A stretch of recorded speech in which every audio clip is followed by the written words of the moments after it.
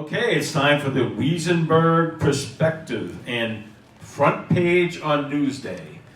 And the front page says, draft of state audit, Long Beach overpaid ex-employees $500,000. And what better person to address this situation than a Long Beach icon who gave many, many great years to public service than the one and only Harvey Weisenberg. And Harvey, the floor is yours. Well, recently I shared this with the public. It was about a month ago, or 2 months ago, that the New York State Senate and New York State Assembly honored me by doing a resolution thanking me for 67 years of public service. And I'm saying public service, the pleasures and the joy of my job were the thank yous that you get for helping people. That's what public service is all about. When people, and I was an elected person in Long Beach, 38 years I've been an elected person in Long Beach, serving the needs of my community. And everybody in my community, anybody that I ever met, I feel, Ellen and I always felt this way, was like part of our family. There were some good people, there were some not very good people, but they were all still part of our life and our family. So when you get elected at public service in a small city, like the city of Long Beach with a population of 35,000, and I can tell you how many families that we have there, that 4 or 5 generations, because once you come to Long Beach, you embrace it and you get the sand in your shoes, which means that you never want to leave. And if you leave, you come back, because the love that we have, God gave us a beautiful ocean, a beautiful beach, and a diversity of a population that care about each other. And that's what Long Beach is really all about. So what is upsetting to me that has just been brought to view, the misdeeds that took place, and it really bothered me because people were brought in from out of town to become leaders of our community's government. And the result appears that there were a lot of misdeeds that occurred. But when you think about a city, and we're the only small city that has a paid fire department now. Everybody else on Long Island doesn't have a paid department. They gave it up, and there was only one other, basically, Garden City, I believe. Anyway, well, we have our own police department, and there's an expression, it's good to have a gun on the block. It was good, that means if you have any problems in your community, you know there was somebody there, a police officer that will be there to give assistance if it's an 80 case or whatever. And the answer really is the people that should serve and meet the needs and work together. Now when you have people coming in who take on administrative positions, some people, you come in to serve, as I said, public service, to do good deeds and help people. And then of course it appears that you have people that come in to do the best they can to get as much as they can, and then think about, well, they'll be here, take what they can and get out. And this is what appears to have happened. I mean, when the local government a couple of years ago said that they were leaving, and we had $9 million surplus. And then 2 months later, we were bankrupt. And I'm saying, how the hell did this happen?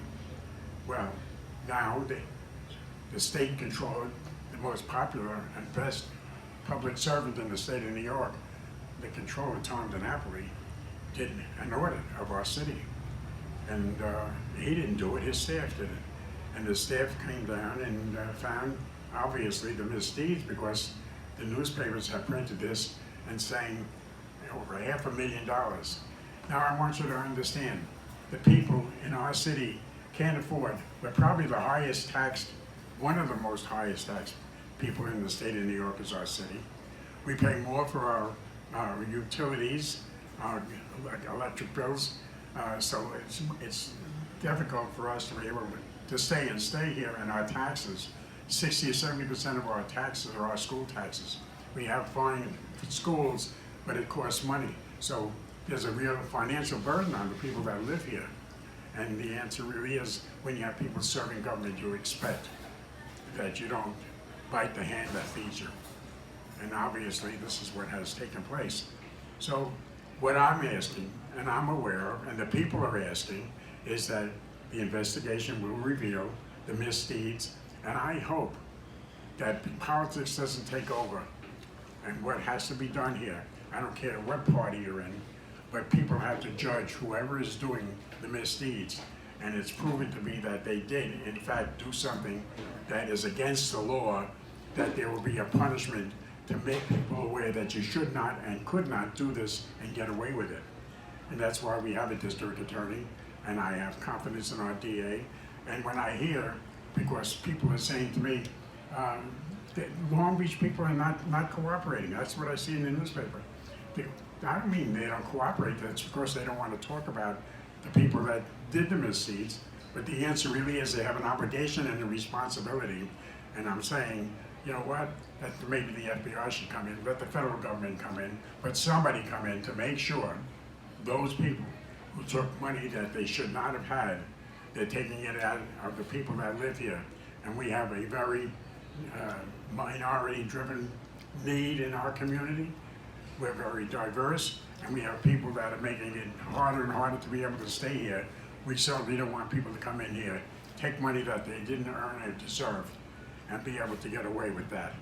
That's why we call for justice, and I know that we have good government people that do care, and I'm hoping that we will get a response. I don't want to see people punished because of misdeeds without being understood that they're brought to view and there's a price to pay.